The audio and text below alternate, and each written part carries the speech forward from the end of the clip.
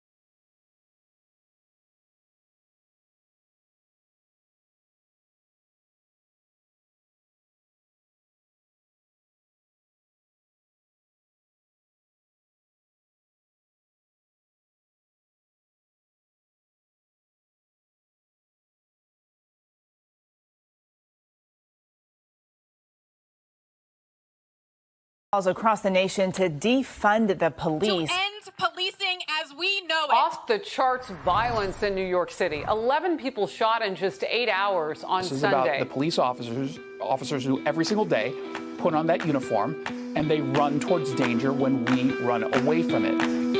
Oh, guns up, giddy up, it's Uncuffed Monday.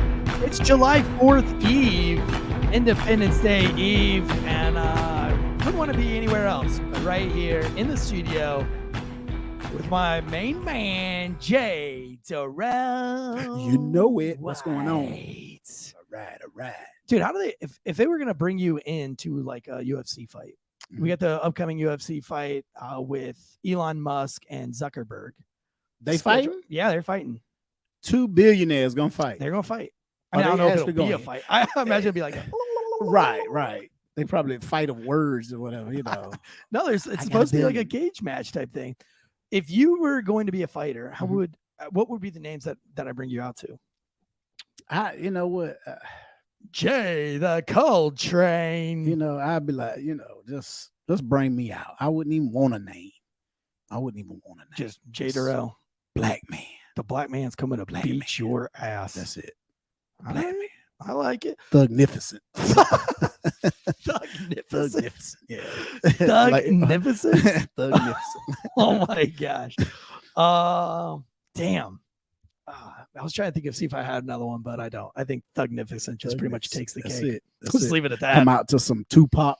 Old Tupac. Oh, you Hail Mary. Come with me. Oh, that's a good one. Yeah. Oh, dude, I'm getting jacked right now, bro. I think I would come out.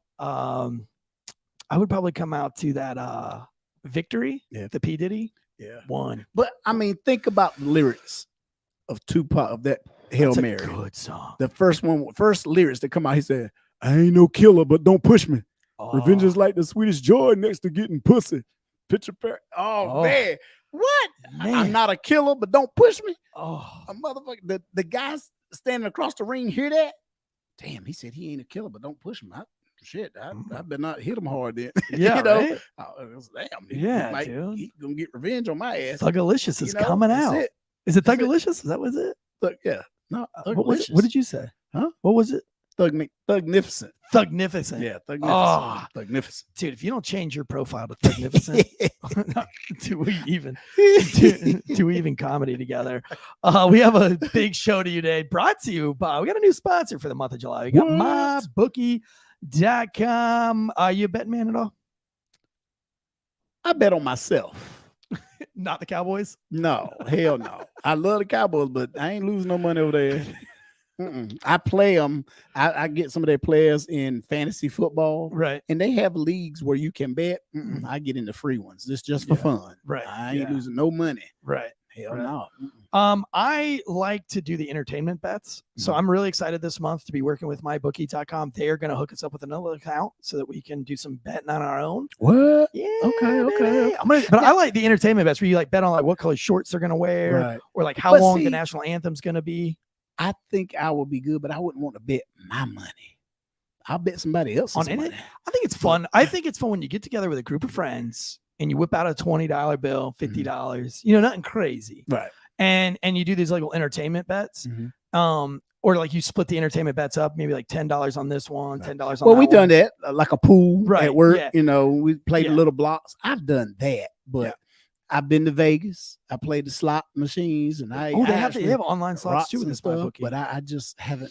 I put it this way: RPD sent me to gambling. I went to school for a week down at UNC Wilmington. Okay. And it was the North Carolina gambling, people pretty much we was basically was trained to come back to our department and teach other officers how to combat illegal gambling.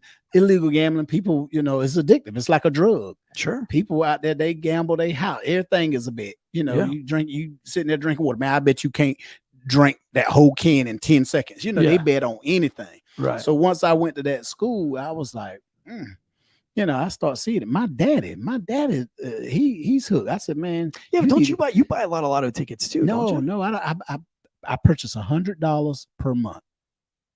That's a lot of money in gambling. But it's scratch offs. It's scratch offs. I'll scratch off. Do you ever win?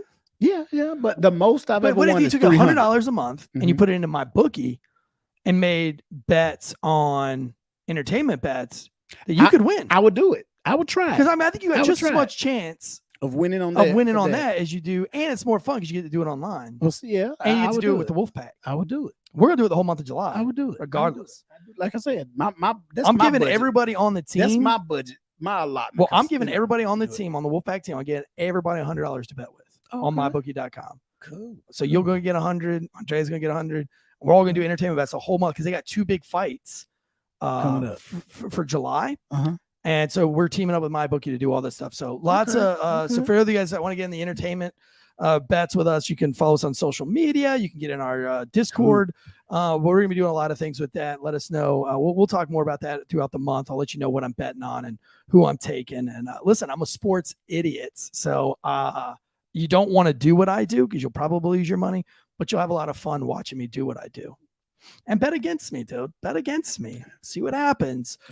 So thanks to mybookie.com. And also we got ghostbed.com/Wolfpack. Sleep so good. It's scary. Loving Ghostbed. They got that 50% off deal going into the 4th of July. 50% off on a bed, dude. Adjustable base. You got the massaging things. You got all the ports to plug your phones in. 0% down, 0% financing. That's if you got firefighter credit. Right. If you got student loan debts that aren't going to get cleared away now, thanks to the Supreme Court. What you talking about? Did you hear about that? The Supreme Court, no more. They're not going to pay back anybody's student debts. No more? Yeah, they just released that today. Dang. Or last week, because this show's going out on Monday. But well, I'm glad mine's taken care of, so I'm good. Let me ask you this. I've got an opinion on that. I didn't go to college. Mm-hmm. It's like abortion, right? I can't speak because I'm not a girl. Mm-hmm. I can't really talk on this because I didn't go to college. But I'm going to do it anyway. Go ahead. My personal opinion is, how much does it cost to go to college for 4 years for these young kids that are going to college for 4 years? Well, what are they spending, you think? Price, it's gone up because my daughter just graduated in December. And she's on a payment plan. So I think she's paying maybe like $400 or $500 back a month per month. Yeah, but like what do you think the total was in 4 years? Depends on the school, whether they go to a private, whether they go to a state college. You go to state college, it's going to be cheaper because state. What is that about? I would say $15,000 a semester. How many semesters? That's 2 semesters is 1 year. Is one, So that's $30,000 a year for 4 years. So you're talking about 120 something thousand. Yeah. And then you're gonna have all your, and that's just for an undergraduate degree. Then if you talk about if you want to go to a graduate degree. But now does that include all your books and shit? Everything. Okay. That's tuition and but not housing. Food. Right. So well, you still got to buy the well, food. you can buy. No, it comes. You can get a meal plan and everything. Yeah. But all right, so you're down $120,000 in 4 years. Yeah. Right. $120,000 to buy you a house if you wanted it to. A raggedy house. Dude, my house is 127. But when did you buy it? How many years ago? 2010. Exactly. Okay. Houses now. All right. Well, it's halfway. Almost $500,000 houses now. They just built one right across the street from me. Gross. I'm like, damn, I got to do some work. My dad, bro, they're going to offer you guys a lot of money for that house where you live because I think they're going to take that road and they're going to expand it. And they are. Like, they doing everything. They want to put a bunch of shit over there. But I just took over that land. I just took it. My dad, right. My sister's building across the street. Yeah. I'm waiting for hers to finish because they getting ready to start on hers so I can. You got that conservatorship. Move my dad and all them over there to her. Stay with my sister, and then they're gonna redo. I'm gonna have redo. Yeah. Where I stay at. Yeah. It's prime land, man. Dude, I don't even think you have to redo it. I think they're just gonna buy that land and wipe out whatever you do anyway. I could, but my dad don't want to because it's a nice area. Yeah. It's been. It's give that area 10 years, bro. Like I said, it's gonna be a 4-lane. It'll be like 42. The house across the street, they building 3 houses on half acres. They cut them up, chop them up in 3 half acres, and they have a 4-bedroom, 3-bath. It's 2,600 square feet, and it's going for $530,000. Jeez, I got 3 acres. I'm sitting on 3 acres over here. Well, all right, so whatever, $120,000, right? Mm-hmm. I feel like if you're going to spend $120,000, you better have a job lined up that's going to make you $120,000. But that's not going to happen in its first 2 years at least. But you got to think, unless you go to get a degree in like art. Right. I don't feel sorry for you. Right. Why are you going in debt $120,000 right off the bat if your degree is going to be in art? Right. Or like some kind of like, you know how much money people make in news media? But not much. They make less than a cop. But you know what though? I got a communications degree. I'm gonna be a journalist. See, that's why a lot of people are encouraging, especially minorities, encouraging them instead of getting in debt, going for a degree that 9 times out of 10 you're not gonna be working in when you graduate. Yeah, go to a trade school, right? Because me personally, I was in the military. I was in the Army. I did physical labor that way. Infantry stuff, jumping out of airplane, helicopters. I love that. That's what I did. But I'm thinking about it now, and I tell my son, I tell nephews, cousins, I tell the young dudes, I say, hey, if you go into the military, pick you a job, get you a job, see what you qualify. That will, whenever your time is up, because you're not gonna be in the military forever, right? If you do 1 enlistment, or say you do 20 and retire, when you get out, what is it with your skills and training? What will it be able to turn into? What are you gonna do when you get out? I said, because I was infantry when I got out. You pretty much can only do comedy. Because you're gonna meet some weird, crazy stuff. You're gonna see some crazy shit, right? And I was like, damn. Well, I want to be a police, but I should have been a MP. Damn, but I'm infantry. Everybody was like, well, you could be a gunsmith. Man, I don't want to be cleaning guns and shit out there. I might shoot one of y'all asses or something. No, I won't. No. Infantry would be way better than being an MP. It was. God, could you imagine being an MP just busting your own security? All the time? You got the security. It just goes everywhere. I didn't have a degree.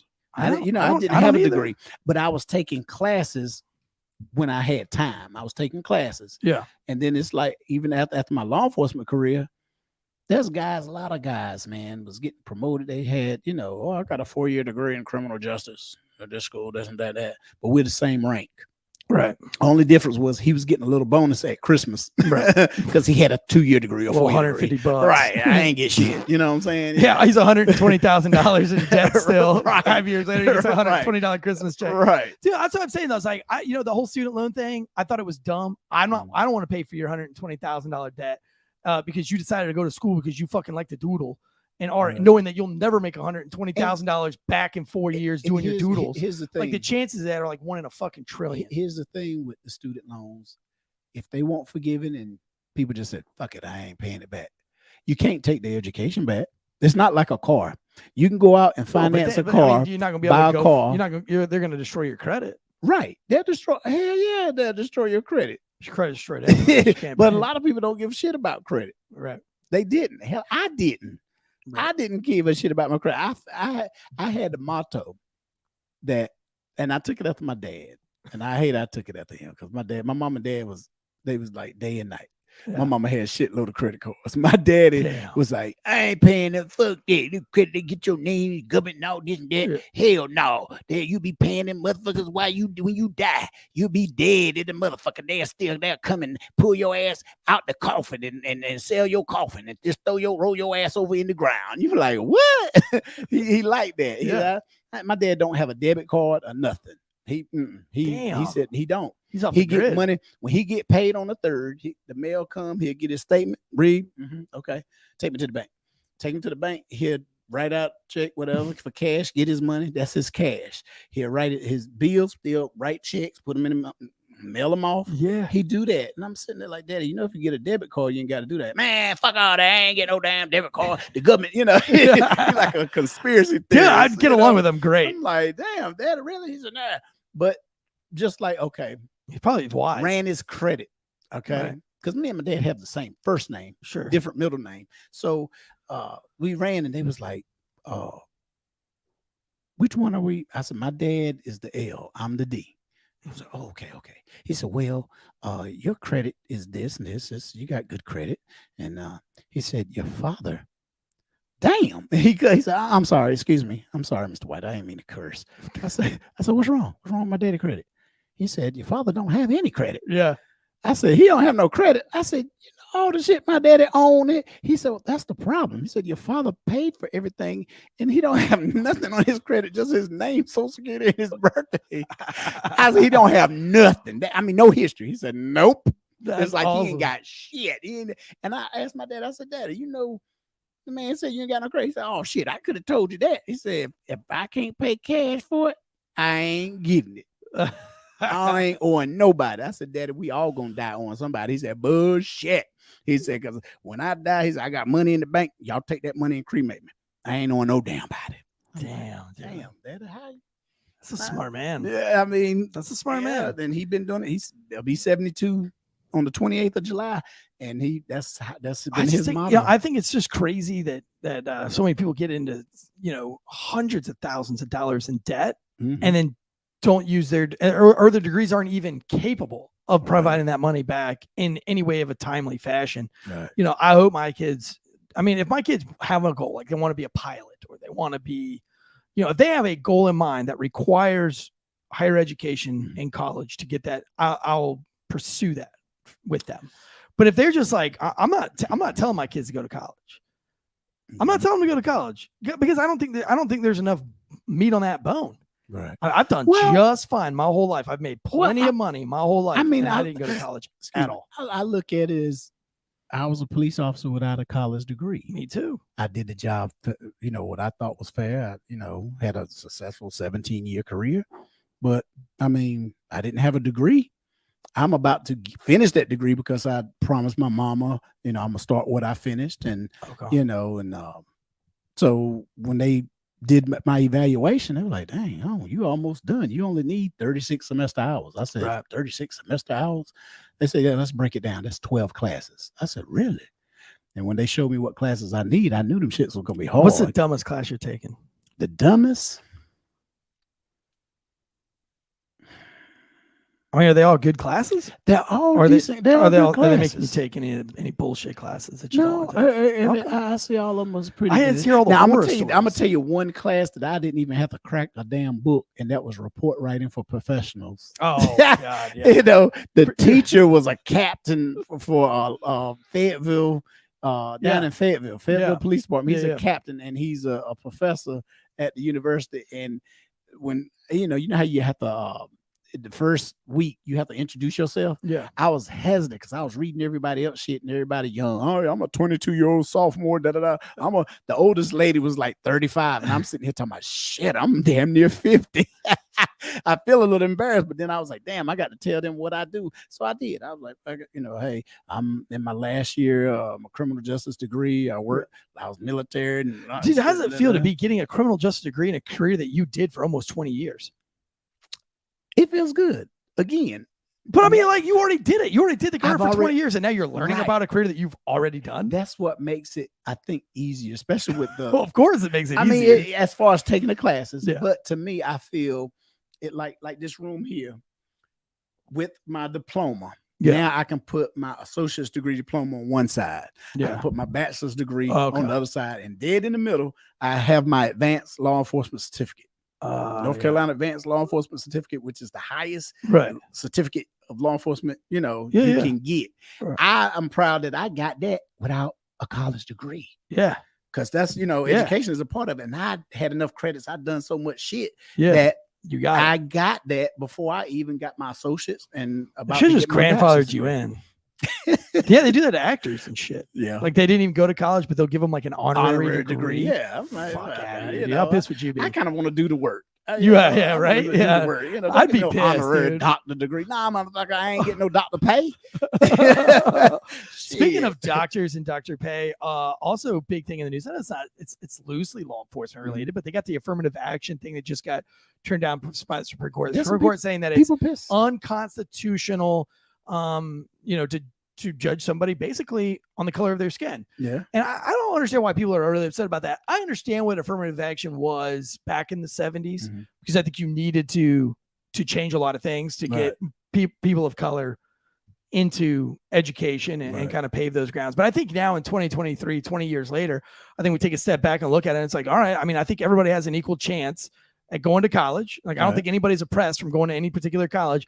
Now we need what is being oppressed are people who are doing the work. And not only in schools though, I think affirmative action across the board, when you got police departments in Nashville who are lowering, and not Nashville, but in Tennessee, lowering the standards because they want more black officers. So they're allowing different misdemeanors and things like that. Well, when you start lowering the standard for the people who spent their life, for me, for an example, I didn't commit crimes with my friends because I knew that I wasn't going to be able to get a job or do something later on in life if I had crimes on my record. Right. So now I'm offended that, like, fuck, man, you're saying I could have done all those crimes when I was a teenager? I could still be Right. all these things because they're just letting anybody do it. But, now they're saying that that everybody's got to be tested on the content of their character and their intelligence and whatever, not just on their skin. And I think that's fair. Yeah. Well, Personally, but I'm white. So I look at it like this, though.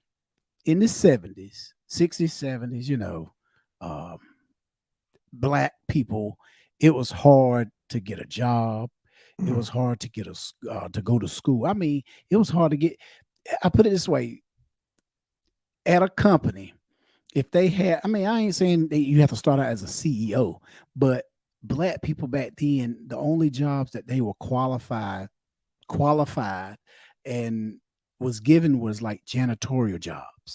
But say like at a school teacher, sure. Oh yeah, you could come and you can clean the floors or you could work in the kitchen, but you can't teach our kids. Right. You see what I'm saying? Yeah. So they want and they were qualified to go to those school or those jobs. They weren't qualified, but let's just say they were qualified. Say they did go to school, they had the credentials, but they didn't get the job because they didn't want them. Right. I mean, that's just how it was in those days. In those days, Now, like you said, you fast forward to 2023, the powers that be are saying, okay, well, the playing field is level now. Right. It's like name a chief in the neighboring county that isn't black. Right. Or a female. Right. Name a captain in the military or a first sergeant or sergeant major or general. I mean, I think like right now we're just kind of fair across the board. I think what's going on is everybody is afraid of change. Everybody's afraid of change. If we've come this far and we're doing good and then they change it, everybody think, oh shit, history repeats itself. It's going to repeat itself. I'm going to be picking cotton again. It's going to go back there. One day we're going to be back to the Jim Crow era. We're going back to that shit, Then the next Martin Luther King going to come out, I'm talking about he got a dream. Yeah. You know what I'm saying? We all dreaming. But that's the thing. We don't look at that change. And I ain't talking about, when I say we, I ain't talking about just at me as a black person, the black race. I'm talking about everybody. We all are is afraid of change that's gonna revert back into our past, especially the bad part of the past. Right. That's why. I don't see us really going back that far. I mean, 100 years can do a lot of things. It's just like with Panama. With the, United States took over Panama. And then what happened? Jimmy Carter signed thing and said, okay, by 1999, we're gonna release Panama back to the people, to Panama. Right. And what happened? They thought everybody, no, that ain't the right thing to do. No, don't. Panama is doing great. Yeah. I got a friend who married a Panamanian who, we were stationed over there, and he went back last November. He said, man, he was taking pictures and videos. He said, you won't believe how beautiful this place. It was beautiful when we was here. And of course you can still see, the stuff, the old buildings with the big shell markings and stuff, from Just Cause and all that. But now he said, man, it is beautiful. They kept it up. I think they did the right thing. Sure. 25 years later, they're thriving over in Panama. Yeah. And Panama, was a third world country. But for me, the affirmative action thing, I think it was about time to happen.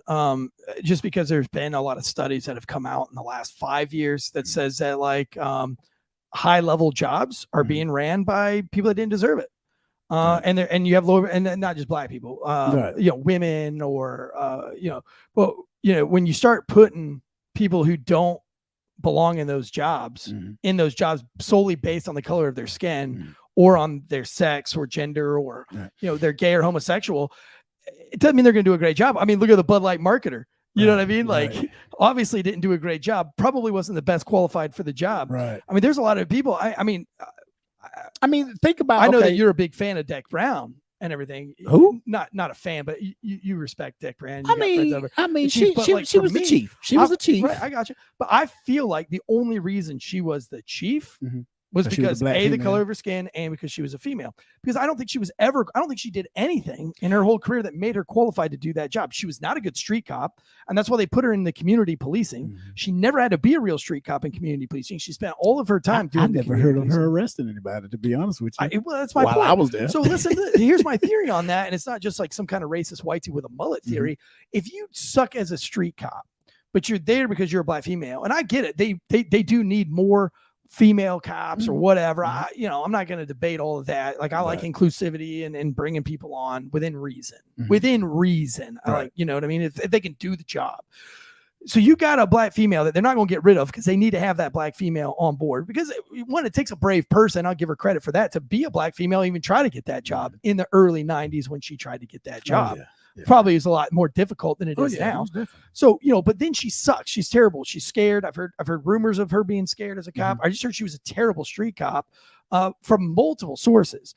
And so they got her out of being a street cop very quickly. So she didn't stay on the line very long. They put her somewhere where she could be useful. Right. That's my point. Where she could say so they put her somewhere that she could be useful, and I'm fine with that. But they put her in community policing, that whole drug dog, McGruff the drug dog, DARE programs, blah, blah, blah. Okay, how many complaints are you going to get working in a program like that? But see, what you have to understand is they put it, it's political. The higher you go, it gets political. But this is at her beginning of her career. Right. And when they moved her to DARE and they moved her to college, like school campuses and teaching the DARE program, my point is how many complaints is she going to generate doing that? Right. Zero, right? She's going to do zero. She's not making any arrests. She's got zero complaints. So then you got a chief that comes in 5 years, 6 years later, and they've got a black female who's got zero complaints under her belt.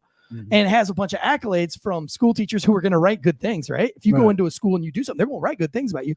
So then they have a perception that this black female is a great police officer. Right. And then they promote her to sergeant and send her to the line. And then they're like, oh, God, she doesn't know what a homicide scene's supposed to look like. She doesn't know shit. Let's get her back off of that. Put her back in this community. Not detective, not anything of any kind of investigation. That's right. She wanted to detective. She didn't do any of that shit. No. So her whole life is spent not doing it. So now she's the chief, right? So now she keeps generating. Every 5 years, a new chief comes in and goes, oh, damn, this woman's been here for now 15 years and she's never generated a complaint. And she's got accolades from this person. Her uniform always looks great. So then she makes chief, having no idea what it's like to be a real street cop. No idea what it's like to be an investigator or detective. And then she's got a city manager, a city mayor that also equally doesn't have any idea what it's like to be a cop. And now the two of them are making decisions about policing an entire city, not either one of them having a fucking clue. Right. But this is the thing. That's why she can delegate duty. That's why she was terrible at it. And she wasn't a great chief at all. I mean, violent crime went up every year that she was the chief. Yeah.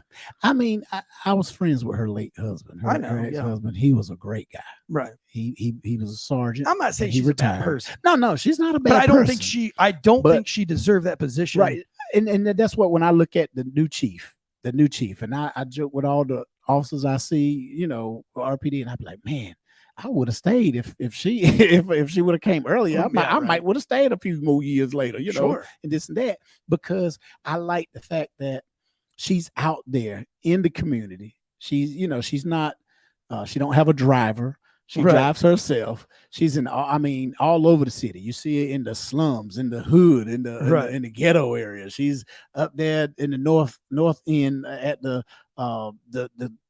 country clubs or whatever. Right. She's everywhere, and she's always praising her officers. She even holding her 2 deputy chiefs they have, and all her majors. All them are at they're more visible as well, because I know a couple of those majors. I was line officers with, and now they up there at the rank, and you're like, oh, I know for a fact that officer do not like to be public like that, but this chief is like holding everybody accountable, and she's raised the morale, and I think she's done a great job. And her background, but I mean, and that's kind of my point, is that it's like I think that society was starting to see brain surgeons that probably weren't the smartest in their class. Right. And you don't want fucking somebody you don't care about the color of somebody's skin or their sex. What you care about is, and I think what this study showed from Harvard.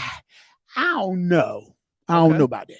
All right. Because when you talk about the medical field, if their name is, I think they're the best one to do to do your brain surgery. I'm sorry. Heart, whatever. I mean, I know, it was a black man who basically the open heart surgery and all that stuff, and that I'm not gonna sit here and say I want the smartest black man, but when you think about medicine, what nationality Indian of people? Thank you.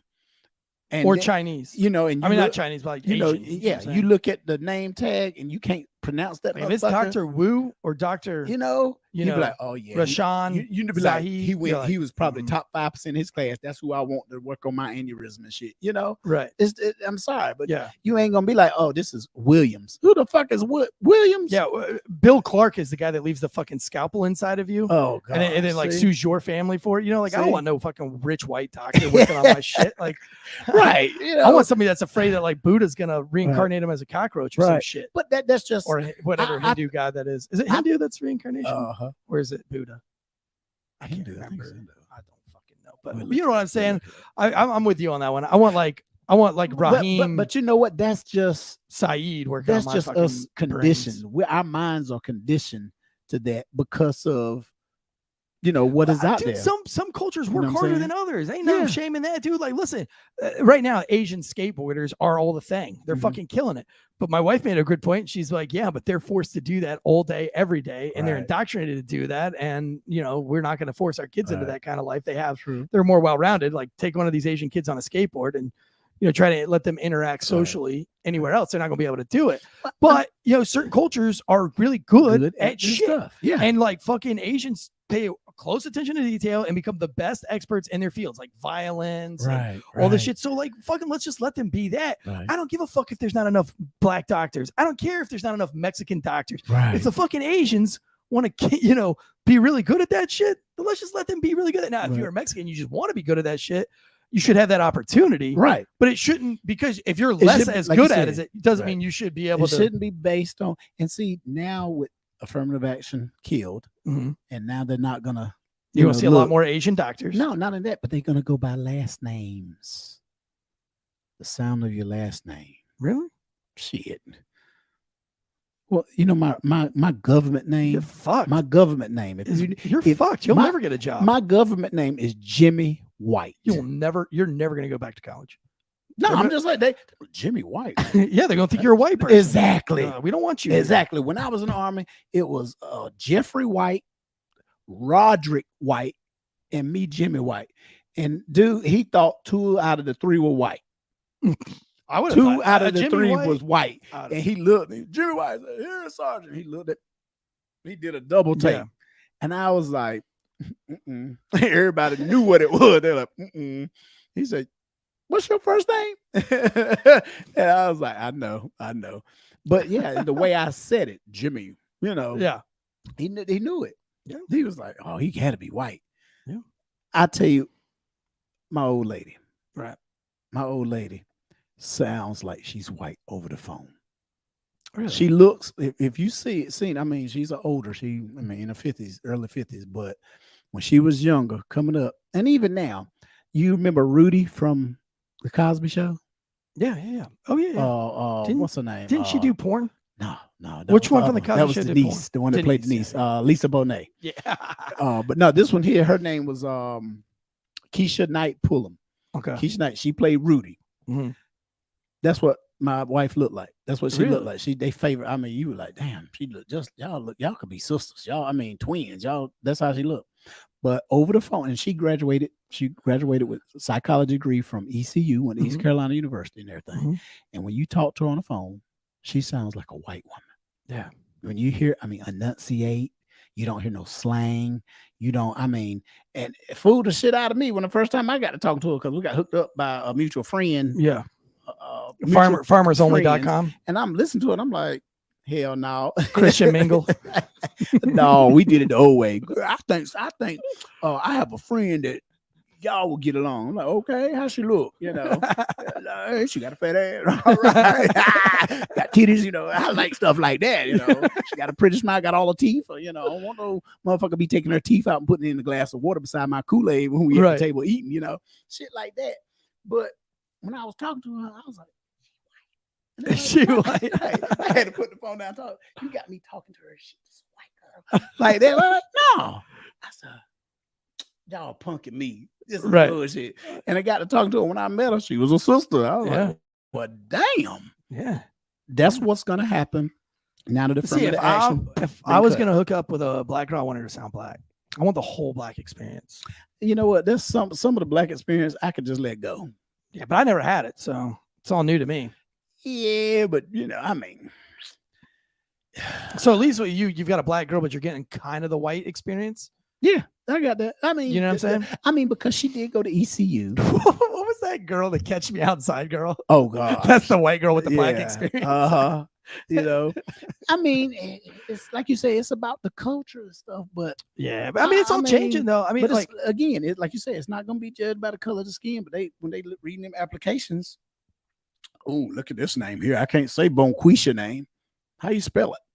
Right. She got a hyphen after 2 letters and then the rest of I used to, they're going off of the school stats, right? So they were pulling like Harvard and these Ivy League stats, and they noticed something that every single year there was an exact percent of blacks, an exact percent of whites, an exact percent of Asians, which show that there was a quota being met. They're like, we are going to get, no matter what, this amount of percent of black people. It doesn't matter if we had that many that made the grades or came from, that were qualified to be here. We have to meet that experience. Right. And which was meaning that it was taking less away from, and I think it's probably more like, I'll just say the Asians. Like, I don't think it's racist to say that the Asians are smarter than all of us, but I think it was, you think about they dedicate their lives to everything study. that's not made in the USA pretty much comes from China. They got all that samurai shit where they're just, perfection is everything to them, and they've been groomed that way and they've been brought up that way. And so, there's probably more or less the Asians being like, what the fuck, man? Like,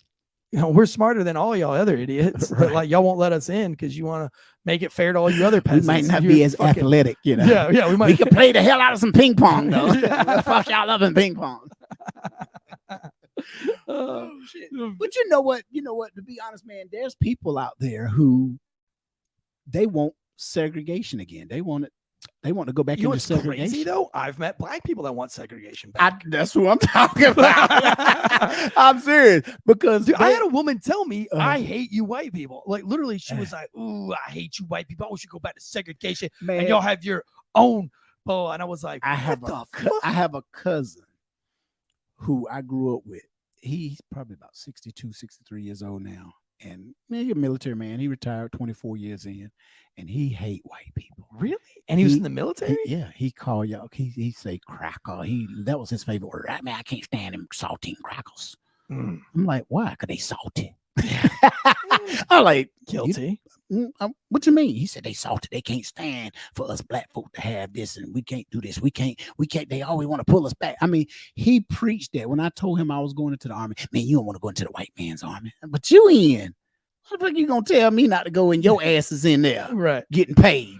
and getting all these benefits. And shit, Do you want to know what's crazy though about the affirmative action shit? Really quick, I just brought it up. It doesn't apply to military academy. What? How fucking weird is that? Ain't this something? The military academy is still going to take as many, you know. Well, see, which is funny because it's like, okay, because you know why? Because a lot of, how can I say it?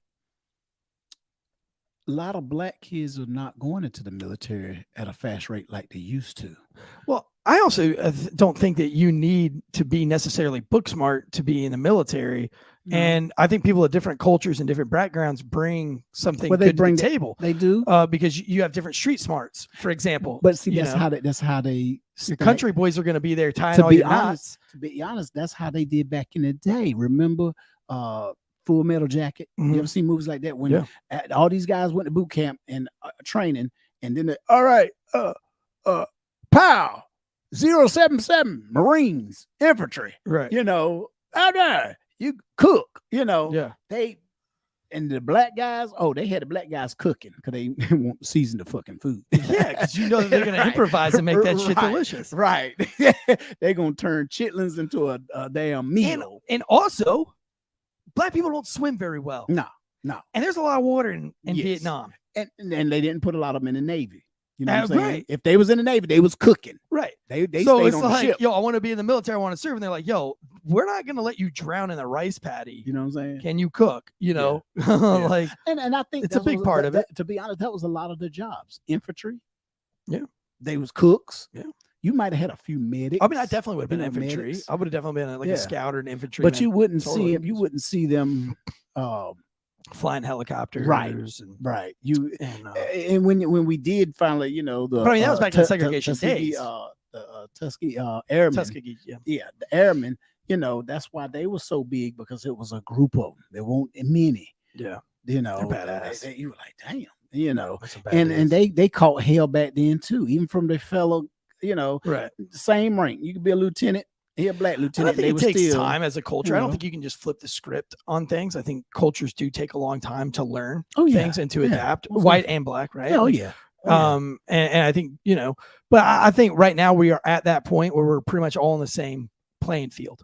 You know, it's still some rough shit out there though. It's still rough here and there. Yeah, I think I think as a black man or woman, you have every opportunity that a white guy wants if you want it.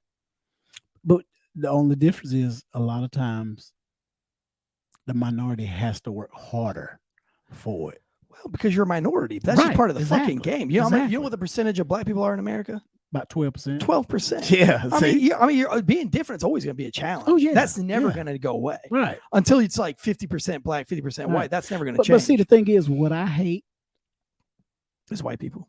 History. Oh. I hate history because I mean, it's not, I don't hate history. I like history. I like to study and know about history, but some of the stuff will piss you off because I always try to put myself in my great grandfather's shoes, you know, and be like, you know what? There ain't no way I could take that. You ain't gonna whoop my ass and make me pick cotton and make me be out there, this and that. But you would also just have to kill me. Was your great grandfather a slave or was he somewhere else? Well, I put it this way. I just recently went. Did you come from a slave background, right? Yeah, we all. Because you're in North Carolina. Not everybody, dude. Every black person in their family. No. Yes. Not in the United States. Yes. No, it's not. What? The woman that in California that was actually a part of the reparations thing, they tracked her lineage back to fucking England. Like black woman. Yeah. Her family didn't make it over to the United States till like 1911. Okay, well they must she was in a different tribe. They didn't they just grab these tribes over here. We'll get them later. You have a lot of generations. I mean, not every black person in America. Say now you got to Savannah, Georgia, 100%. Oh yeah, I probably East Coast. Right. I don't know about West Coast if they have. Well, not everyone. A lot of even on both my sides, my mom and dad's side, originated down in Charleston, South Carolina. Yeah. Well, they're 100%. Hell yeah. Like, and it's funny because I just went and celebrate because my great grandfather was he was in the Civil War. He was a Civil War veteran. Wow, dude, that's fucking cool. What side did he fight on? The South, probably. Yeah, Charleston. he was on the side. Yeah. But he survived it and came home, had children, and all that stuff. I think history got rewritten anyway for the Civil War because I'm not thoroughly convinced that the Civil War. And it's funny because slavery. His name was Lafayette That's French. Edwards. So he was like Lafayette. Well, yeah, because I guess the French.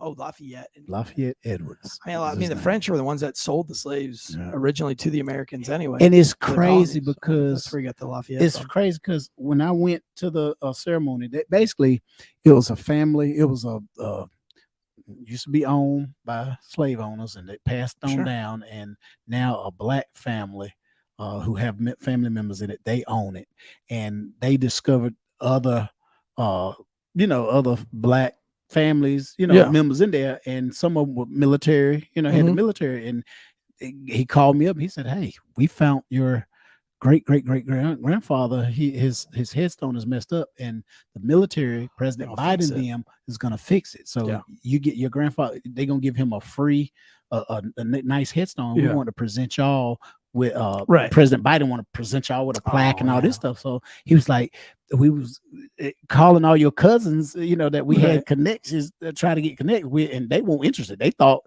it was a scam. And when we got to you, we found out you was military and everything, so you might want to understand. I sure did. And I went, me and my sister went. They had a big banquet. They called us up there to the front. And for the Civil War one? Yeah. Did you wear like a Confederate? No.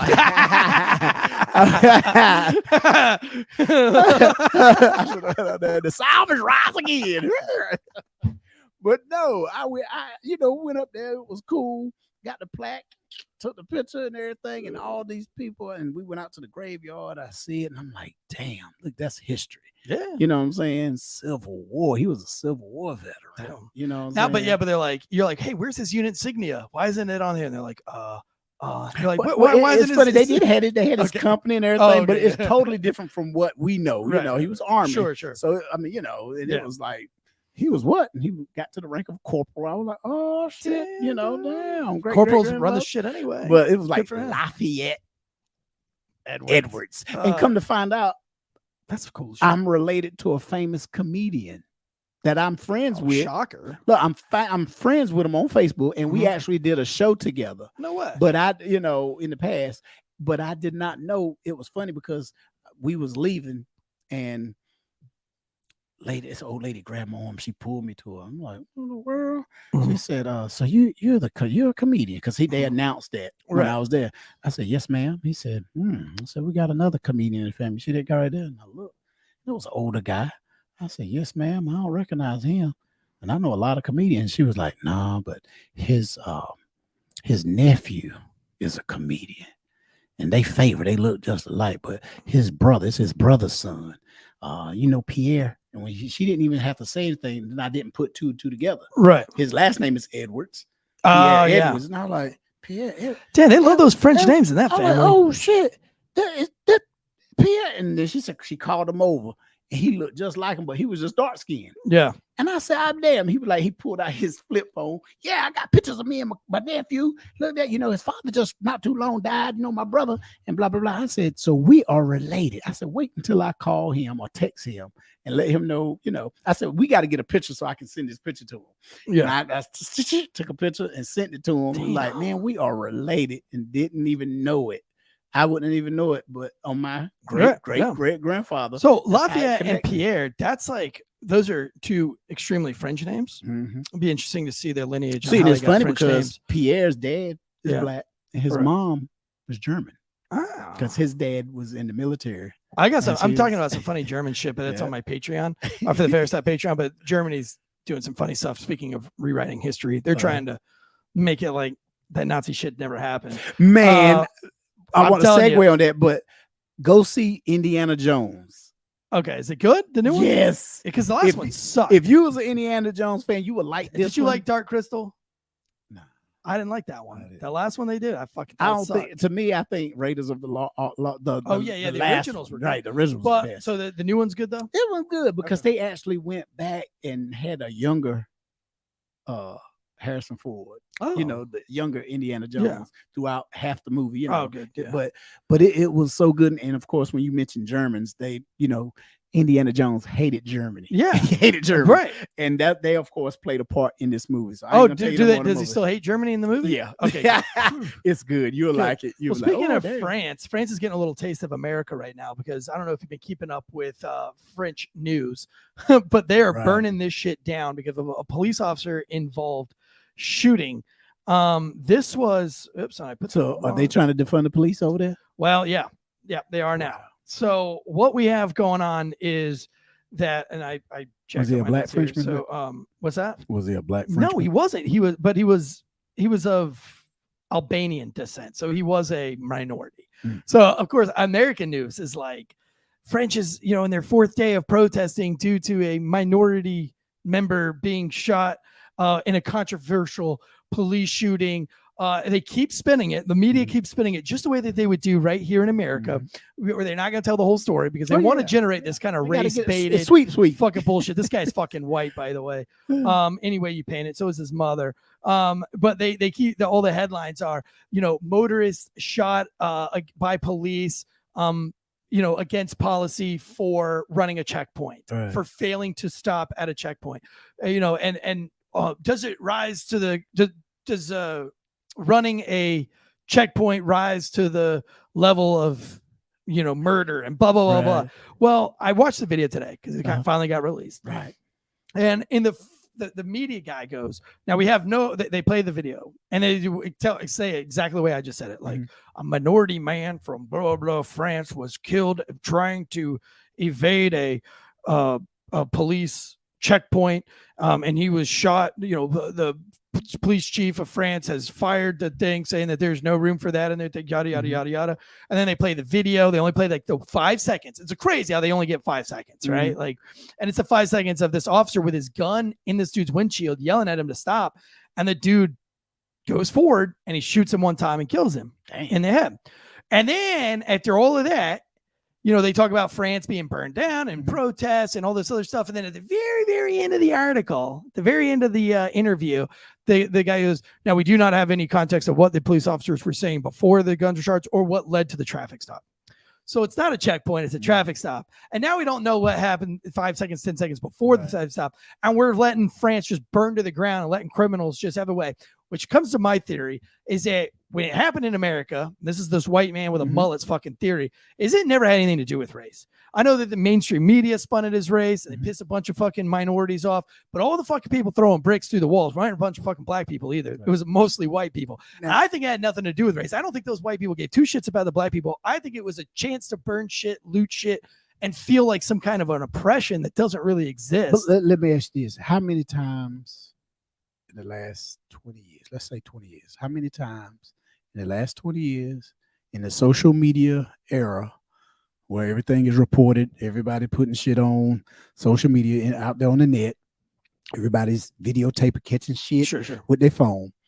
How many times, how many cases in other countries or in that country does it happen to what you say he was Albanian? Yeah, Albanian. How many times have it happened where an Albanian driver and all I'm saying is police you fuck around, you're gonna find out. compared to the United States, where it's a black man who's driving and a white officer. He ain't got to be a white officer. Hell, he could be a black officer. Sure, but if an you're only officer. 12% of your country is black, Right.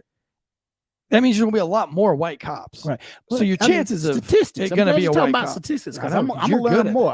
I ain't good at it. As a matter of fact, that's one of the classes I'm taking this semester is elementary statistics, and I already know that shit's gonna be hard. But statistics without the totality of the statistics can also be very flawed and very debatable. Right. So because you could say that more white cops kill black, more black suspects, but then if you like deep dive those statistics, you'll see that it's not necessarily a racism issue. Right. It It's basically because, like you said, the statistics they going by the number. Okay, this is 12%.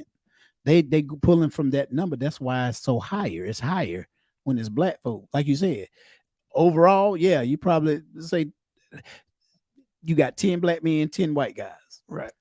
9 white guys get shot at the hands of the police. 2 get shot. 2 black men get shot. But there's going to be higher. It's going to be higher because of the percentage of overall black people. Right. You see what I'm saying? They go. No, I get. So you're saying right. And that's what they go. like you said, that's what they go by. And then of course the media is gonna blow that up. And when the media blows that up, then they're gonna hype up the families. Well, so like then, here's one of the statistics. This is a real life statistic that I heard right here in Raleigh. So it's close to both of us. And you and I live this. And we heard about this. This was from Deck Brown. And I don't know the exact numbers, but this was the basis of what she was saying as I perceived it in this the little ethics, or maybe it was equality, whatever those in-service trainings. And she said that a black male between the ages of 16 and 20, again making up this number, 88% more likely to be sat on a curb than a white male between 16 and 20. Okay, great. I believe that statistic. But let's deep dive the statistic. When is the most crime happening? Between 2 and 4 in the morning. And when are we stopping this majority of black people? If you go to the white neighborhoods, there aren't any white people out at 2 and 4 o'clock in the morning, right? But if you go to a black neighborhood, right, you go to Hillsborough Street, college. And then also when you talk to a white kid, typically, at least in a whiter neighborhood, they're more likely to hands up. They're not going to mouth off to you. But if you're in the inner city and you're working in the inner cities and you're at 2 o'clock in the morning, 4 o'clock in the morning, it doesn't matter if the kid's white or black, you're fucking them, sitting them down. It's not my fault that it just happens to be black kids on the black side of town that are committing the most amount of crime on that particular area. It's not my fault that they just happen to be black. So that statistic, if they would have been white in that same area between 4 o'clock in the morning, they'd have been sitting their ass on the curb too. I'm just not getting the opportunity to do it because they're not there. So the statistic the statistic doesn't mean I'm racist. You know what? It's funny you say it, because I remember when I went into the school system, I went from the streets to the school system in the same district. I was in a 2-4, Southeast Raleigh. Same with me, yep.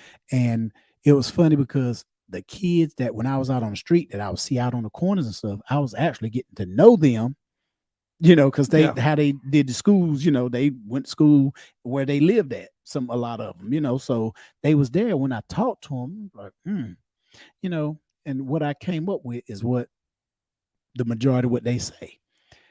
Crime, people are going to commit crime where they at. In other words, when people say there's no such thing as black on black crime. Yeah, it is. It's white on white crime. Sure. Yeah, it is. Yeah. Asians rob other Asians.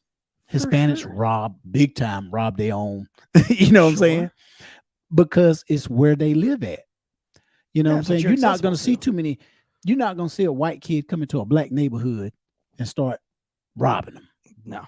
They're going to rob where they at, where other people, just like black kids. You see black kids, they breaking into the house and stuff. You work Southeast Raleigh. When we caught whoever. Well, that's why I always thought Cops on Dots, right? Because Cops on Dots to me was like the most ingenious way of fighting crime. Well, they took that away because they deemed it to be racist. It's not our fault that between 2 a.m. and 4 a.m. that the most amount of crimes just happen to be in the black neighborhoods. And if you're doing Cops on Dots, you put all the cops from the city in the one spot where all the dots are. So if all of your dots just happen to be in the black neighborhood, that's not our fault. That's using statistics. I'm gonna tell you what was one of the biggest complaints in the African American community on the Southeast Raleigh side. They said we didn't have enough black officers. Why don't y'all put black officers to patrol this area? Why we got in a black neighborhood, you got white officers. Black people don't want to work there. I'm gonna tell you one reason.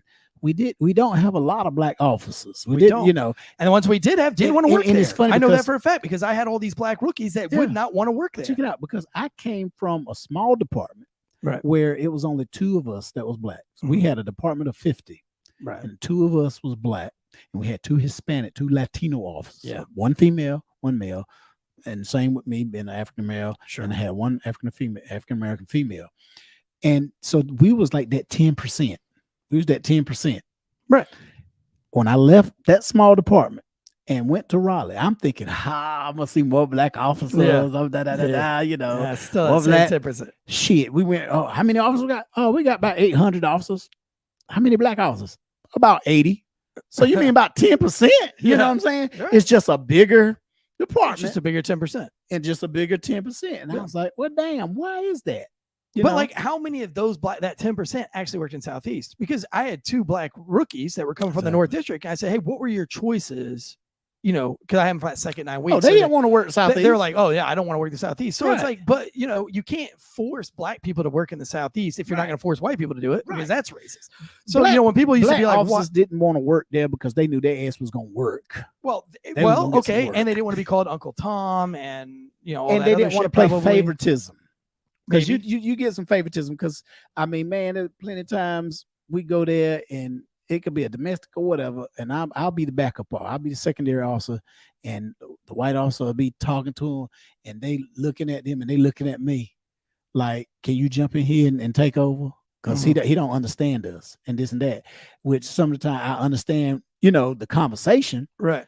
but it's his call. I might, if I see something there, I'll pull him to the side and be like, "Hey, this like that." But I would never just jump and take over. I'm like, Right. "Hey, you sit back. I got this." Yeah, you know, yeah. Because then you would be doing all the reports all the time. all the time. You'd be- And then, you know, no, if her ass need to go to jail and you decide she go to jail, she go to jail. Yeah. You know, whatever. You know, Yeah. it's, you know, your case. I'm there for you. We there for each other. But at the same time, you know, it was just. I think it should be was- all judged based on like these people getting shot, like this guy Nahel, what's his name? Nahel. I don't speak Albanian, Right.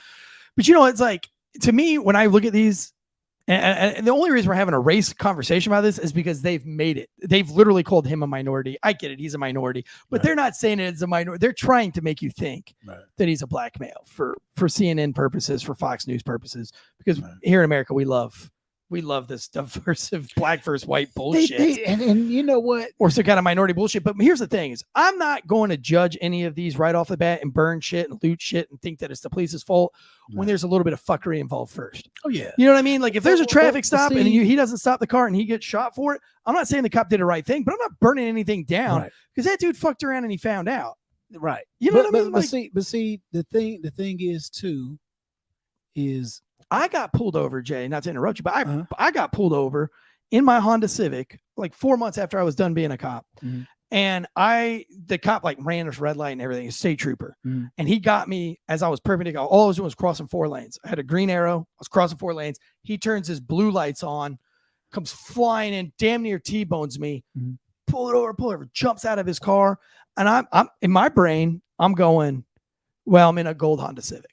right. Like, what's the number one most stolen car on the planet? And it's a Honda Civics is up Honda, there. Honda Yeah. Civics are the number one. So and I was like, I Mhm. bet you this fucking guy, because he can't see my tag. Right. So he's probably got a golden Honda Civic in the last 30 minutes.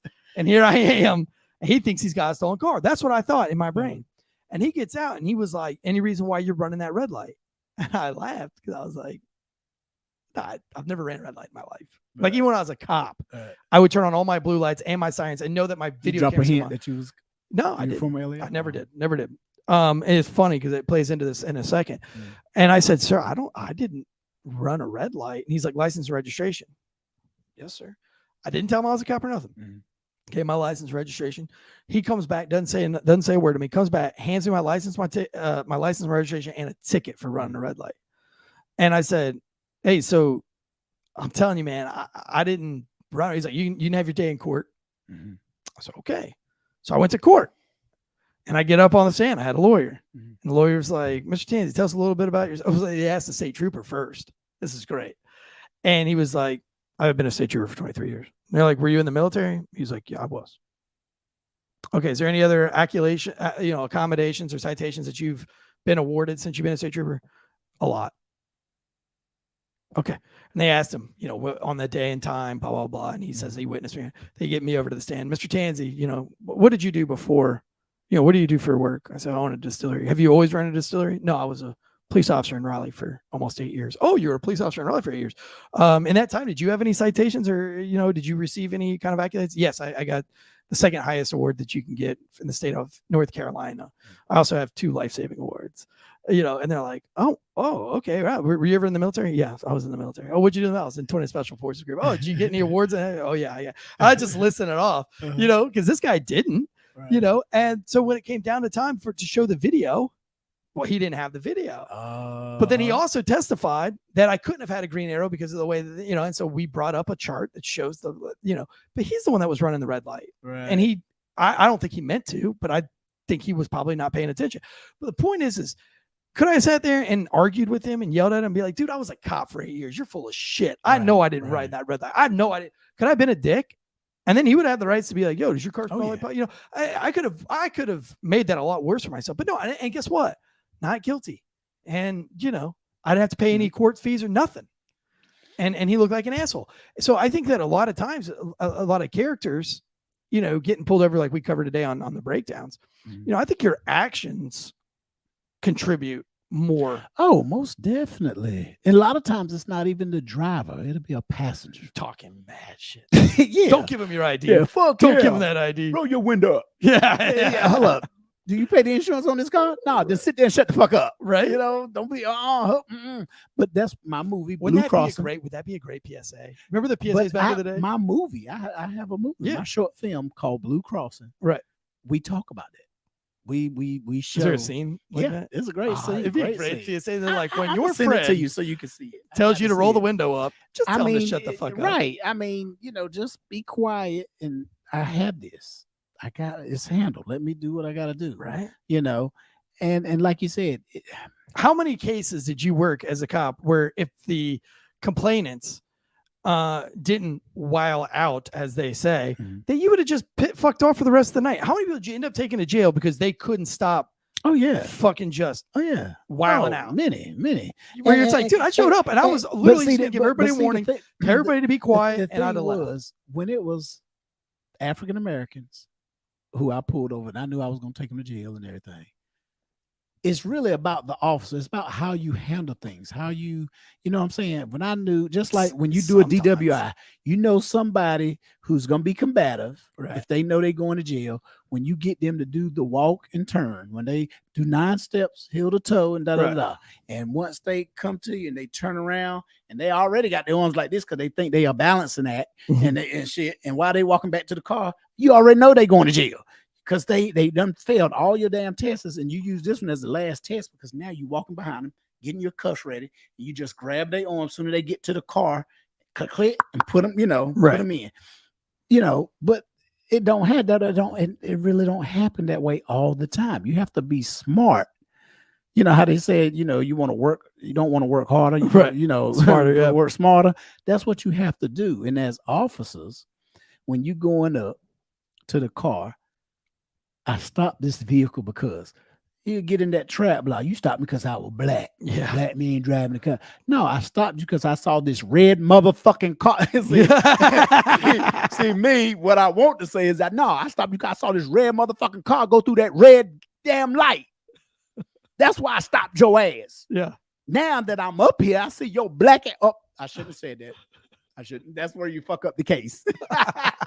That's where you fuck up. I love it when they would be like, "You pulled me over because I'm black." I'm like, "No, I pulled you over because you have tinted windows. I have no idea what color you are because your fucking windows are completely blacked out." Yeah, I pulled you were going like 80 and 65. But a lot of times, what people don't understand is that we'll pull you over because you were speeding, but we don't want to get into all the speeding shit because I didn't have my fucking radar on, and I don't want to testify in court to all the fucking math and all that other shit. You fucking know you were speeding. I know you were speeding, but you also got tinted windows, which you can't debate. And I don't have to do a bunch of math and science. So I am pulling you over because you had the tinted windows. But let's be honest, bitch. I really pulled you over because you're going like 80 and a fucking 45. I pulled the lady over in the rain. I didn't give a fuck that I got wet. I mean, it was on 440. We was right there by Yonkers Road, and I was driving. It's raining hard as shit. Yeah, and she came.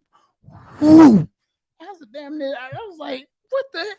Oh, hell no. So I got and pulled. And see, people think that if it's raining hard, they can drive crazy, whatever, or run a stoplight, whatever. Police officers are not going to get out in the rain. Yeah. Bullshit. That pissed me off. I got out, and it's funny because I had to catch up with her. And when I caught up with her, I basically paced her. Yeah. And when I paced her, I charged her with exceeding the posted speed limit. A 45 and a 45 mile an hour, and that sticks. A lot of people didn't know you can do the radar. Motherfuckers are trying to talk their way out of it, but when you write that down with that wording, exceeding the posted speed limit of 45 and a 45 speed, it sticks. It's hard to get out of that shit. And then to make matters worse, she didn't even have her baby locked in the seat. Right. So I charged her ass with that too. I'm standing out there in the rain like a motherfucker. You know, I went back to the car, wrote the letter, brought the ticket under my coat, and I gave it to her. She didn't want to put And the you window said, down. "You said here, bitch." I slid that motherfucker down. I wanted to say something like that. I did. She pissed me off. She was a black woman. She was pissed off at me and everything, but she, so yeah, y'all get out y'all car in the rain. I get my ass out in the car in the rain. I didn't tell her ass, but I said, no, I'll get out in the car in the rain. If you're wrong, you're wrong. You drove right past me like I was standing still. I said that's. I loved it when they would be like, "Can you get a black officer to write me this ticket?" And I'd be like, "No, ma'am. Like, why does it matter? They're like, well, I want a black officer. And I'll be like, I'm sorry. And then you hand them the paper and they're like, ooh, I fucking hate white people. Yeah. And you're like, listen, what's the matter if a black dude writes you a ticket? You just don't want me to write it because I'm white. You know what I used to hate? But I didn't write a lot of tickets. You had to be a real fucking shit. You had to be a real bitch. Earlier in my career, I used to love writing tickets. My daddy even talked about it. He said, shit, you'll write me a damn ticket. Hell yeah. If I was on the road, which I said, no, daddy. No, I would have taken you to jail. I locked your ass up. Yeah, but my dad, he's funny. I've been driving that. My dad got his first ticket. He got his first ticket probably in his 60s. He was in his late 64, 65. Got his first ticket. And he said, I got that ticket, man. I was proud. I said, you was proud? He said, that first ticket. He said, I always been safe. I've been driving over 50 years, boy. I've been driving combines and, tractors and all this and growing up, all kinds of cars and trucks and stuff. He said, now I've always had good license. Never been suspended, never had a ticket, none of that. And I finally got one. I said, I can get you out of it. I said, I can tell you what you got to do. You got to go to court, but we can get you out of it because you got a perfect great record. He said, no, I done paid it off already. I said, what? Why? That's admitting guilt and this and that. He said, well, I was wrong. I said, what did you do? He said, well, both of them was coming. My daddy was telling like he knew they was what they ate for lunch. Oh, they was on their lunch break. I could tell because they was coming out of La Cocina's parking lot. And I was right there at the light. And one officer, he gassed it. And the other one, he gassed it, but I jumped in front of him. I said, did you have your signal light on? Yeah, I had my signal light on, but he almost rear-ended me. So he got mad and pulled me over and gave me a ticket for improper movement. I said, I said, see, we could have talked that and got it. I said, who was it? Was it one of the trooper? It was old Clayton PD. I said, damn. I could have got you out of that. Yeah, I could have, because that was crazy. I mean, and I know my dad's a great driver. Right. And for him to do that, he said, I didn't see him. I saw the first one. I was paying attention to the first one because he gunned it. He lowered it to haul ass. So I just put on my signal and pulled right in with my old ass truck. I pull in the other one. I see the other one, he must have took a nosedive because he was trying to do the same shit. Catch up with the other one. And he got pissed off that I jumped in front of him to stop that. And he stopped me and wrote me. He said, not today, motherfucker. I know, ain't it something? My daddy happy about that. Your dad's cool as shit, though. Yeah, he is. Good for him. He get on my nerves every time. Well, I think we got any plans for 4th of July? Well, I'm glad we doing this show here. Yeah. Because this is our 4th of July show, right? Yeah. Yeah. Since you made me work Juneteenth, motherfucker. Mm-hmm. Now you're making me work July 4th. No. What call it? July 4th. July 4th. July 4th weekend. 14th. July 14th. Oh, shit. What reenactment are we going to have? Yeah. What? I'm telling you, next year we're doing the. What is it? What is it? The British are coming. The British are coming. Is that ain't that 4th of July? No, that's fucking when we got our independence. Okay. I was gonna say, can you imagine throw some tea in a the black man on a horse riding to warn people? The motherfuckers here. The motherfuckers here. Some shit like that, If Paul Revere was black, yeah. The drummer, can you imagine the little boy playing the drum? Oh, it'd be like a drum line, right? Oh, Nick dude. Cannon type. All right, yeah. Dude, that'd be a good reenactment, like an all black Paul Revere, carrying the flag. Okay, right. This is gonna sound really fucking racist, but you have to listen to it. I mean, it can't be as racist as that mullet haircut you got. Oh. You're not racist, but your fucking haircut is. If I perm it and put Jerry curls in it. Oh my God. That look good. When was the first time you ever seen a white man with a curl? Come on. Full House. Who? John Stamos. John Stamos was black. All the black women loved his ass. Yeah, Jerry curls. Didn't he have that song Jesse's Girl? Was that him? Was that him or Rick Springfield? Jesse's girl. Because he had a little mullet. Yeah, Rick Springfield. No, I've got the Billy Ray Cyrus going on right now for the 4th of July for sure. But okay, this is gonna sound really fucking racist. But you know, probably is. It's gonna sound racist, but it's not racist if you just let me finish it. All right. You know how Planet of the Apes, the monkeys are the humans and the humans are the monkeys? Right. What if we did a reenactment where the black people are the white people in the Revolutionary War and the white people are the black people for Independence Day? So you have a black Paul Revere, a black drummer boy, all the black people throwing the tea off of the boat. I mean, yeah. That would be funny. Yeah. Yeah. Because they would probably throw the tea differently than white people do. Yeah. You know? Yeah. We'll be bottling it up, trying to drink it. Make some Long Island iced teas. And you ain't gonna let this shit go to waste. They're drinking Long Island's drone boys just like, why these white people are throwing this way? Bottling that shit up. Yeah. Oh man, that'd be so funny.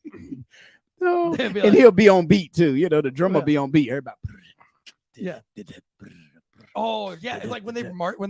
They're marching. Like you said, like marching like this. they're marching like Major Payne. Where they're they doing a Tootsie Roll. They Tootsie Roll. The Cabbage Patch. Walking in the battle. Yeah. Hey. And the white guy comes over and he was like, "Here's your bullets, man. Here's your bullets, master."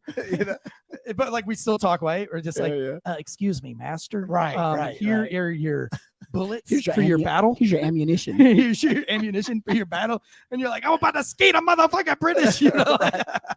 We shooting sideways. We ain't loading our shit. Go ahead, the white guy sitting on the turn, he putting her, here you go, master. The paper, he's rolling the paper instead of like using the water. He rolling it like a joint. He gonna light the motherfucker and take a puff off of it. Before you're like, well, hold up. Can't Dude. do that. Oh my gosh. Yeah, the whole battlefield smell like weed. Shit. Yeah. Everybody's smoking. Shit, it might be our last time. They passing. They on the front line passing weed. Yeah.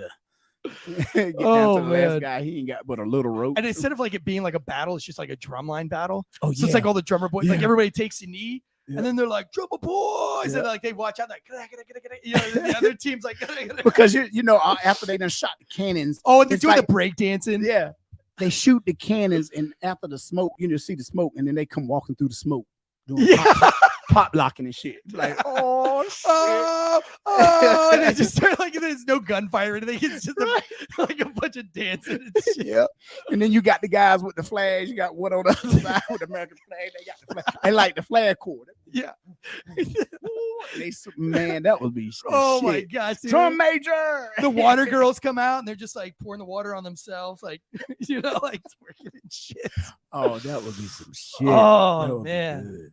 Oh, we should make that a video. Yes. I know just a person to do that too. Celebrating 4th of July. I know a media company that do that. Celebrating July 4th. Yeah. Next year. What do you call it? You call it 4th of July or July 4th? July 4th weekend. I guess 4th of July So, weekend. so I mean, I don't really Juneteenth, know. I don't recall we was shooting off firecrackers. What is the symbol of that? Why do white people feel they need to fire off firecrackers on? It's just like more of like 4th an of July. Asian What is thing that? too. It's like a Chinese thing. Oh, because the rockets red glare. I don't even know the words to that fucking song. Pom poms bursting in air. I mean, what do you think they should do for Juneteenth? That our flag was still there. Yeah, what should we do to celebrate Juneteenth? Because I feel like it's being overshadowed. So I think they should be ramping up some fucking Juneteenth. I'm offended that they got mad at that school for trying to serve fucking fried chicken and black-eyed peas for school that day. Well, yeah. Like fuck that, dude. Like let's have some black culture. We eat Mexican food on Mexican Day. Well, see, I look at it like this. My grandfather. What would in he the want? He was in the Civil War. Yeah, what would he want? 1863, 1865. He was alive in those days. He was in the Civil War. Sure, That's when the yeah. Civil War. So June 19th. So he was freed. Mm-hmm. His, Was he in Texas though? I thought it was only the Texas slaves that were freed in Juneteenth. Right. That's what I said. In January of 1863 was the year that Lincoln freed Okay. the slaves. But like I tell folks, they didn't have cell phones, Right. beeper So it just pages took 2 in there. years to get all So that it took 2 years to go spread the word around. So of course, June 19th of 1865 is when in Texas, down in Gaventon, Texas, Which is our is when they reenactment. found Like we're doing 2 Right. reenactment next year. Do the Juneteenth and then we'll do the Black Independence Day. Yeah. Like if Independence Day We're in the. How about a multiverse? The multiverse Revolutionary War. You know what? I want to find out because that would be. I need to find out awesome, because I dude. want to know what they ate when they got freed. What they ate because it's a celebration. In Texas? No, I'm talking about when the slaves were free. I want to know what did they eat as a free slave. I know if I was back in those days, I mean, say like now, say if we had slavery now and they was like, Darrell, you are free. You wouldn't know what to eat. I'll fuck McDonald's up. That would be your shit. I would be eating McDonald's like I'm eating Big Macs. Yeah, but they didn't have that shit Lord back then. So like, what are you gonna do? Fuck up like pork and beans? Right. Well, instead of eating chitlins, them motherfuckers had ham. Maybe they had ham. Yeah, or like turkey. They ate the good part of the pig. Right. You know what I'm saying? Okay, yeah, not the they ate the leaner parts right. because slavery back then they pickled pig's feet. They gave them the shit of the food, and they did have shrimp and grits. Black folks back then, them women, them sisters cooked up chitlins. They made how chitlins do black people good. get so good at frying chicken? Like where'd they get that passed down from? Family. I mean, and fried fish and shit? everything. Yeah. That's why if you look, why aren't there more black restaurants for white people? We got white restaurants for black people, Red Lobster. Mm-hmm. Well, see, why isn't there a black one that gears towards like white people? You know what I'm saying? Like, well, I guess so. We do have that. We got we got Popeyes, but we don't. So one, because you have to look at the health. Because the health. Fucking collard greens are great. Ham is great. Right. Black eyed peas are great. Fried chicken. Well, fried chicken. Fried chicken is cholesterol, and which they're saying now ain't that bad. Right. Well, I mean, but the food, a lot of black folk food that we eat traditionally, it's not really healthy for us. It's not. Well, no, because I mean, the thing, you have to eat what your income is. It's true to today, right? Not just in slavery. Like, fish is a lot healthier if you don't fry it. Grits are a lot healthier if you don't put gravy. If you don't, that's just like canned foods, terrible canned vegetables. Canned vegetables. Bad for you. I grew up. I've seen cousins. Now my aunts, they didn't learn from my aunts, but I've seen some of my cousins open a can and pour the whole can into a pot and put it on the stove. And you're like, hold up.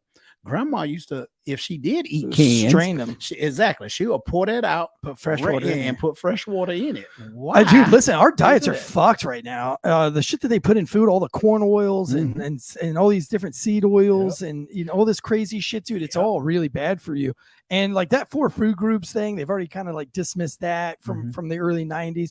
They say science isn't debatable. That's a fucking load of shit because they're changing science every fucking 5 years. You know what I mean? They fucking with chicken. Black folk, we love chicken. Oh yeah, they're fucking with chickens hard, man. Put steroids in them. And saline water in it. Right, all that other because shit. They try to make it last. That's why you go to the store and you see the chicken and people are like, "Oh, look at that, the chicken bleeding blood." That ain't blood.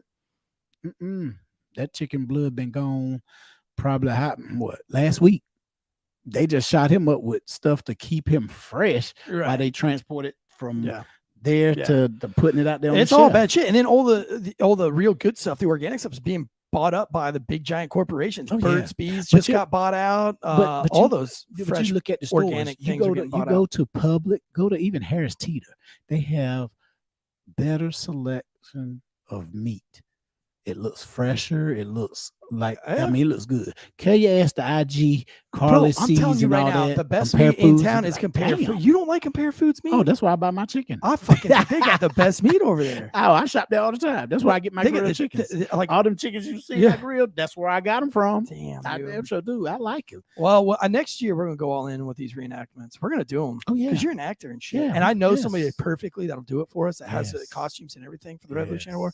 We'll fucking do it, dude. We just gotta find some drumline drummers and some booty dancers. Yep. And we could do. We got a whole year. We can do some Dave Chappelle type shit. That would be. You ever watch the Dave Chappelle show? Yeah. Bro, am I that white? Come on, of course. I love Dave that shit, Chappelle. man. I hate. So funny. I hate that network. The networks killed it. Because they wanted him to to take over. He was doing fine what he was doing. But again, I've got funny stories. I'll save it for him. But I do have a funny all white people, Dave Chappelle funny story, but I'll tell you later. Because we've gone. I mean, it's not over. It's our show. We can go as long as we want. Right. But I got shit I have to I don't think they're gonna cut us off for that. Fuck no, dude. Fuck no. Well, I hope you have a It's a good long 4th of shit. July. Yeah, I'm up Celebrating my When is 4th independence. of July? When is it? Ooh, Tuesday. Tuesday. Okay. I Yeah. might. Let's see what I got to do Tuesday. I think I have an assignment in math assignment. Yeah. Oh I God. have a two Fucking math A. assignments and statistics that's due. So I'm gonna try to get it done this weekend. They're not giving you so- that week off? Mm-mm. Fuck. Hell no. Racist. One class. I don't have nothing to do till Thursday. A quiz. Read Bro. 30 pages and a quiz. I'm so stoked, pumped up that your great grandfather fought for the Southland Civil War. I'm never gonna let you let that down. No. I know what I'm getting you for Christmas. His headstone was great. That's fucking awesome, dude. That's fucking cool as shit, dude. I fucking love it, dude. God. I love fucking with I rednecks, wanted to dude. try to find a picture. You ate a of redneck him. barbecue today too. I you did. Fucking, I did. that's and I because you felt- got your granddaddy's blood in you. I felt that home. I said, yeah, yeah. That daggone barbecue was good too. It was good. I was gonna bring you a sandwich, man. Man, fuck you for But not. no, the thing was the sandwich. I had just You have to pay back your student loans now. reparations, motherfucker. But the sandwich, man, that I had, I just had barbecue sandwich, no slaw, and they had like 3 different sauces: a sweet and tangy, a vinaigrette one, and then a dark. It was good. I tried all 3. Great. But one of the workers was on his lunch break, and he came and sat at a table across from me. And I said, "Dog, man, what kind of sandwich is that? That fucker is huge." And he said, "Oh, this is pork loin and pulled barbecue with collards. Had some collards on it, and it was on a potato bun.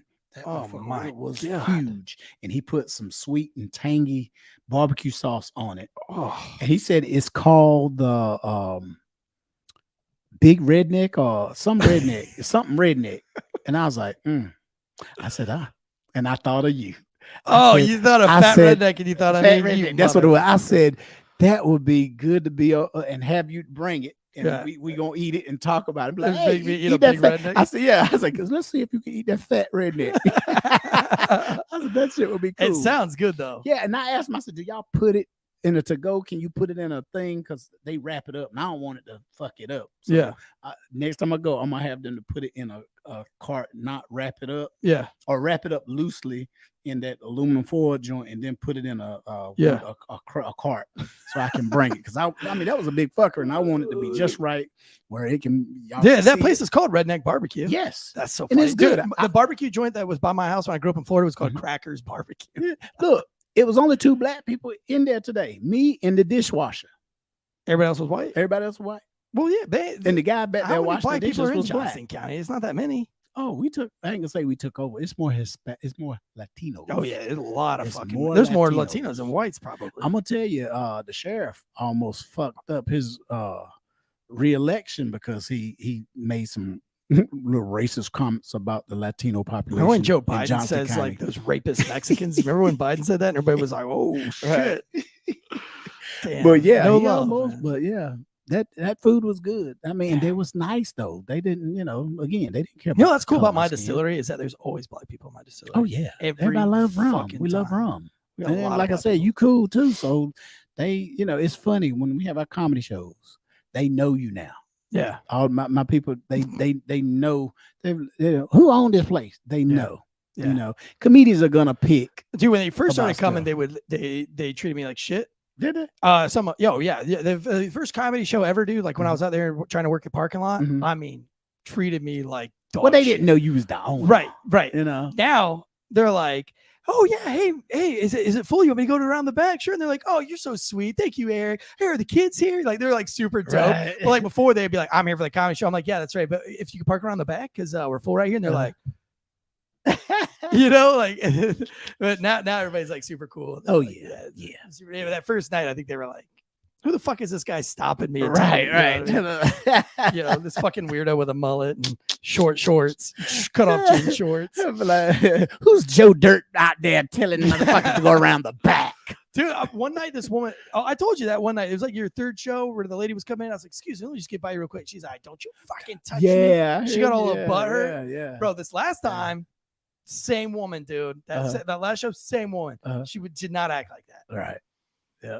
Somebody All had to talk with her. Sometimes all it takes is them to know who you are. Yeah.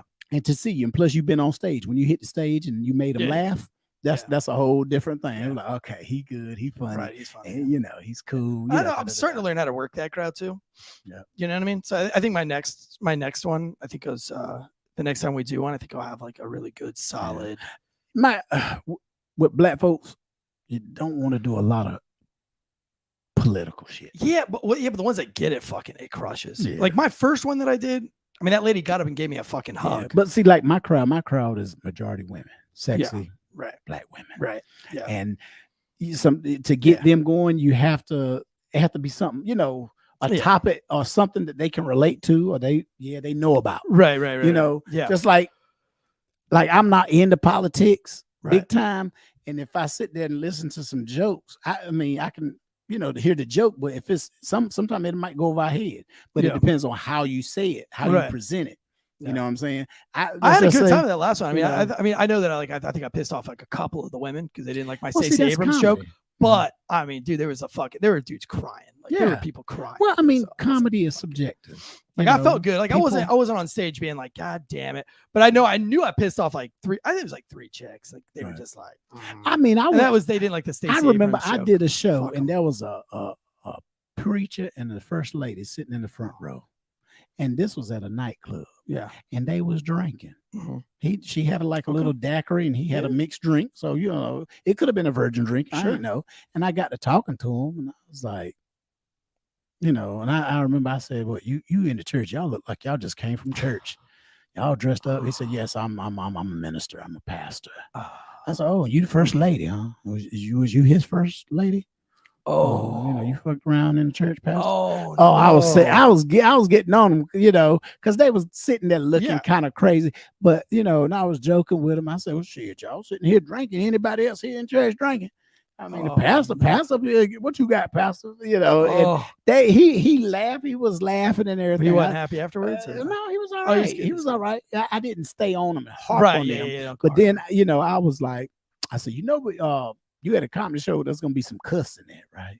I mean, I know you're a pastor and everything, but don't act like y'all pastors don't cuss. Yeah, because you stub your toe. Darn ain't coming out your mouth.